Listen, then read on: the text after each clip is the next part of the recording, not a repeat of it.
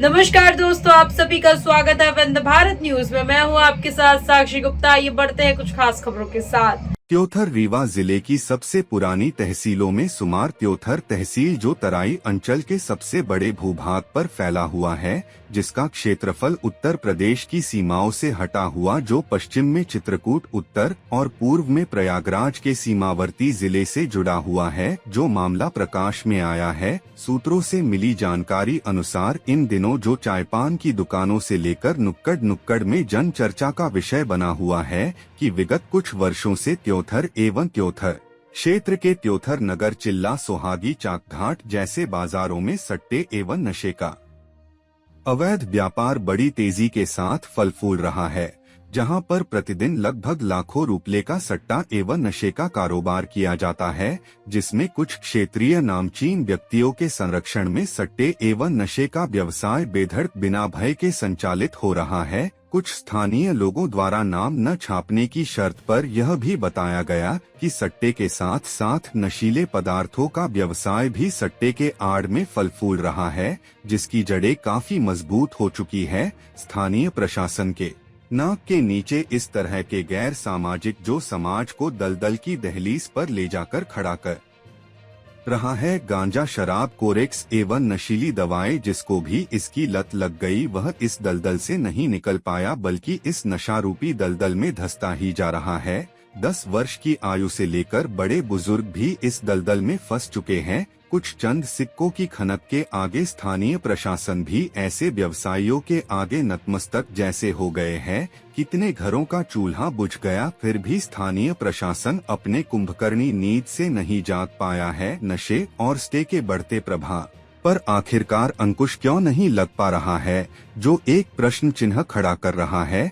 जिसकी जांच आवश्यक है, जिसका खुलासा तो जांचोपरांत ही संभव है। यदि सही तरीके से निष्पक्ष जांच हो जाए तो बढ़ते सट्टे के व्यापार और सटोरियों की पोल खुलती नजर आएगी। स्थानीय पुलिस प्रशासन बीच बीच में नशे के खिलाफ कार्यवाही भी करती रही है, किंतु स्थिति जस की तस ही बनी रही। किंतु देखने वाली बात होगी कि जांच हो भी पाएगी या इसी तरह से चलता रहेगा, यह तो भविष्य के गर्भ में है। नशे के कारोबारी एवं सटोरिये मस्त है, स्थानीय प्रशासन पस्त है। आखिरकार ऐसे सटोरियों और नशे के सौदागरों को किने का संरक्षण प्राप्त है, जिन्हें शासन प्रशासन का तनिक भी भय नहीं है और खुलेआम प्रशासन को चुनौती देते नजर आ रहे हैं, जिसकी जांच आवश्यक है। सटोरियों के बढ़ते प्रभाव से आमजन मानस में भय का वातावरण भी देखने को मिल रहा है। ज्यादातर इसमें युवा पीढ़ी इसकी गिरफ्त में फंसती जा रही है, जो एक दिन समाज में भयावह स्थिति पैदा कर सकती है। आखिरकार इसका जिम्मेदार कौन होगा? यदि इस पर समय रहते अंकुश नहीं लगा तो काफी जानमाल का भी नुकसान देखने को मिल सकता है।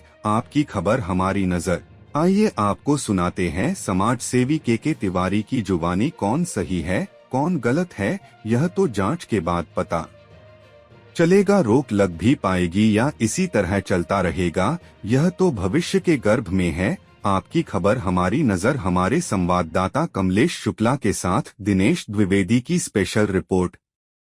नगर परिषद के अंदर कहां पर इसकी मात्रा नशे के कारोबार की हो रही है?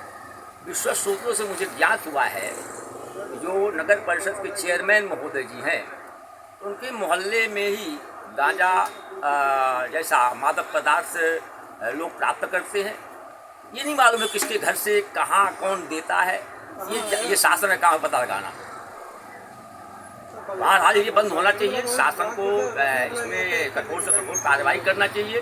और आने वाली जो पीढ़ियां हैं, क्या वहाँ पर कोरेक्स भी बिकता है? नहीं, ये तो मुझे नहीं मालूम है। लेकिन नशे का कारोबार हो रहा है। नशे का कारोबार कोरेक्स भी लोग ले रहे हैं। या विश्व सूत्र ज्ञात हुआ है, कोरेक्स भी चल रहा है, गांजा भी चल रहा है, देसी शराब जो बहुआ वाली वो भी चल रही है। ये कैसे चल रहा है, क्यों चल रहा है, ये प्रशासन जाने। इस संदर्भ में कभी जो है नगर पालिका के चेयरमैन ने उनका ध्यान इस ओर क्यों नहीं दिया था? अब ये चूँकि नगर परिषद के चेयरमैन महोदय की व्यक्तिगत बात है, उनके विषय में कुछ नहीं कह सकता। कुछ किए होंगे, हो सकता कुछ किए हों, मुझे ज्ञात नहीं। पहले भी कुछ न कुछ होगा, वो कदम उठाए होंगे, मना किए होंगे, डांटे होंगे, फटकारे होंगे। तो बहरहाल इसमें ही वो इसके खिलाफ है। नगर परिषद के अंदर कहाँ पर इसकी मात्रा नशे के कारोबार की हो रही है? विश्वस्त सूत्रों से मुझे ज्ञात हुआ है जो नगर परिषद के चेयरमैन महोदय जी हैं, उनके मोहल्ले में ही गांजा जैसा मादक पदार्थ लोग प्राप्त करते हैं। ये नहीं मालूम है किसके घर से कहाँ कौन देता है, ये शासन है कहाँ पता लगाना। बहरहाल ये बंद होना चाहिए, शासन को इसमें कठोर से कठोर कार्रवाई करना चाहिए और आने वाली जो पीढ़ियाँ हैं। क्या वहाँ पर कोरेक्स भी बिकता है? नहीं, ये तो मुझे नहीं मालूम है, लेकिन नशे का कारोबार हो रहा है। नशे का कारोबार कोरेक्स भी लोग ले रहे हैं। विश्वास तो ज्ञात हुआ है कि कोरेक्स भी चल रहा है, गांजा भी चल रहा है, देसी शराब जो बहुआ वाली वो भी चल रही है।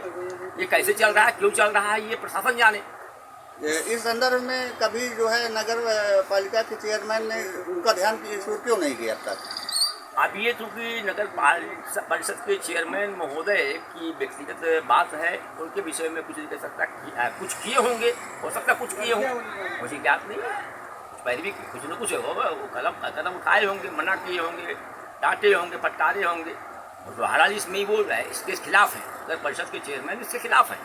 नशा मुक्ति के बिल्कुल उसमें है, नशा मुक्ति होना चाहिए। उनका चेयरमैन जी का ये खुद उद्देश्य है और समाज सेवी है और उनका ये कथन है कि समाज में अच्छे कर्णधार की स्थापना हो, अच्छे कर्णधार पैदा हो, देश का भविष्य बने।